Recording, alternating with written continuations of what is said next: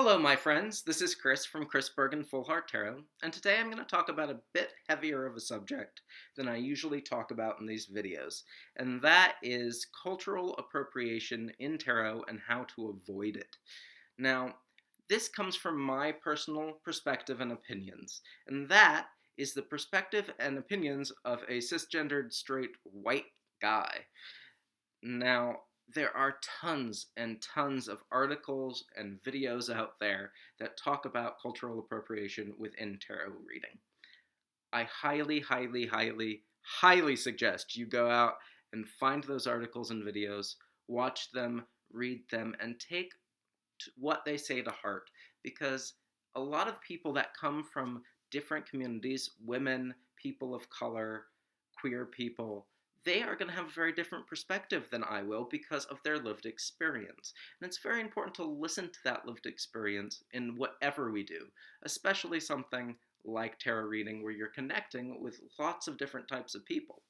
So I just want to start out by saying, please go find those articles, go find those videos, and really take what they say to heart. Now, the rest of this video will be my opinions and perspectives, so please take it for what you will, and I hope it helps. So the first thing you want to do is make sure your deck is not culturally appropriative. There are hundreds and hundreds, if not thousands, of different tarot decks these days. You can find them online, you can find them in bookstores. So it's very important to be careful about which deck you end up buying and using. If there's a subject out there, if there's a fandom, if there's a culture, there's probably a tarot deck on it. I have seen tarot decks that span Asian cultures, Native American cultures, queer culture, and I've seen some of them do it really, really well. The artists, the creators, they're from those communities and they're portraying them in honest ways, and that is exactly what you're looking for. Unfortunately, there's just as many negative decks out there when it comes to cultural appropriation. There's Native American decks that show the 1950s cowboys and Indians perspective, which has nothing to do with tarot. There's queer decks that are made by straight people who aren't a part of that community. There's ones that are designed for African American people that are created by white Europeans. This is exactly what you want to avoid. You want to find something that you can use and connect with people that isn't taking over that cultural perspective from somebody else. So when you're looking for a deck, I highly recommend look at reviews, look at the product itself if you can, look at the cards before you buy it, because you don't want to end up buying something and using something that could offend somebody, and rightly so. The other thing I will talk about with cultural appropriation is taking a culture and using it in order to sell tarot reading. Now, there are lots of different histories when it comes to where tarot started, what the origin of tarot is. Some people say it was the Romani people, others say it was created in medieval early uh, Italian states, and still others say it's a Jewish tradition. Now, I'm not going to say that I know the correct answer. I'm just not. If you want to find out those kind of answers, there's lots of historians that have made videos about the origins of tarot. Go out, seek them out, watch them. A lot of them are really great. But what you do right now when it comes to tarot reading matters.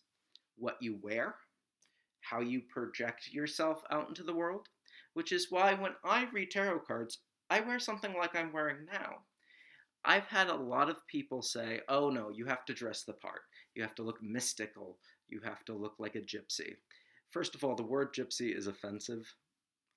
Romani people is the correct term. But I can't imagine doing that to those people. I can't imagine taking their culture because I can and it sells well. That's offensive to me, and I hope it's offensive to a lot of other people as well. Because you really should respect that the stereotype is what you're selling. You're not selling the reading anymore. You're not helping people with tarot. You're using somebody else's culture to profit off of. It's happened so often in history, especially from white men. And so I think it's very important to be really, really careful when it comes to how you project tarot into the world, especially if you're white and especially if you're male, because we've taken a lot from people. That's the honest truth. And this is something that's important not to disrupt. Don't use another culture's stereotype in order to make something as great as tarot reading sell slightly better to certain people. It's not right.